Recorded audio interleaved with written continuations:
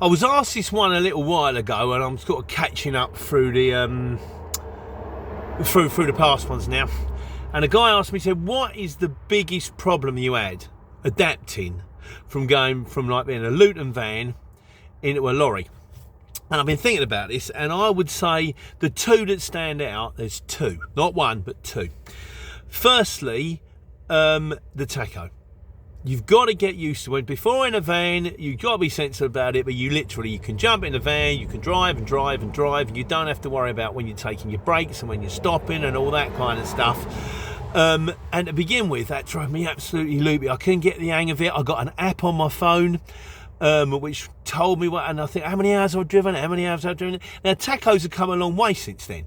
Now you've got the smart tachos, and now you've got ones that are literally, my one will tell me, I can flick it down and I can see how long I've been driving for, and then when I clear my time, the new ones you can throw on the dashboard and I go, you started at this time, you've driven for this time, that kind of thing. Now that makes life an awful lot easier.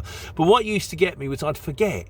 So I'd drive for and I'd have my break, but I'd forget to write down how long I'd driven for, and I was like, have I driven for 2 hours 20 minutes, or have I driven for an hour and 50 minutes, in which case how much have I got left, and if I drive for too long I'll infringe. But what I do now, I write it down. I do. If I get the clock, I get a little pen and paper, driven 2 hours, I do a little circle with a line through it to make it look like a steering wheel, and I write it down. But now I've done it for so long, I kind of get used to it.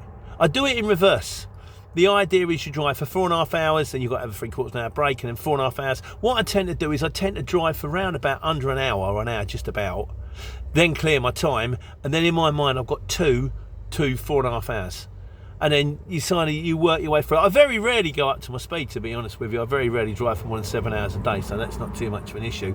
But to begin with, the tacho drove me bonkers. The other one is waiting. You're still in Luton van mentality. It's like, get in the van, get driving, get over there, get it loaded in 20 minutes, get there as quick as you can, fly up the outside of the motorway, get down there. I mean, I was never that fast, I drive like Noddy, but for, get there, get it off, because you can do as many jobs in a day as possible, because because time is money. Trucks ain't like that. Get here. Spend 10 minutes walking round, making sure that everything's okay. 56 miles an hour to the place. Get to the place. You go, well, I'm going to be there for an hour. Sometimes you might be lucky. You might be there for half an hour. This one, they gave me the wrong booking time. I got here at 11 in the morning. I can't get in till 4. I've got a 5-hour wait at RS. The lady said you might come in at 3, and I have tried.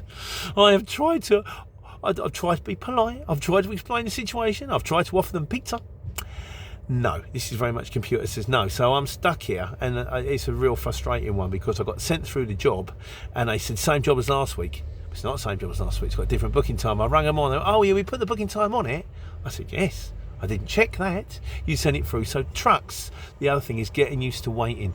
Knowing that if you go to MK17 or ST10 or ST14, 2 hours, 3 hours, and you get a lot of drivers that still struggle with that, even truck drivers. They get very angry. Oh, I've been here for ages in this place. And you go, mate, it is what it is. So what I tend to do is I tend to find things to do. I make videos.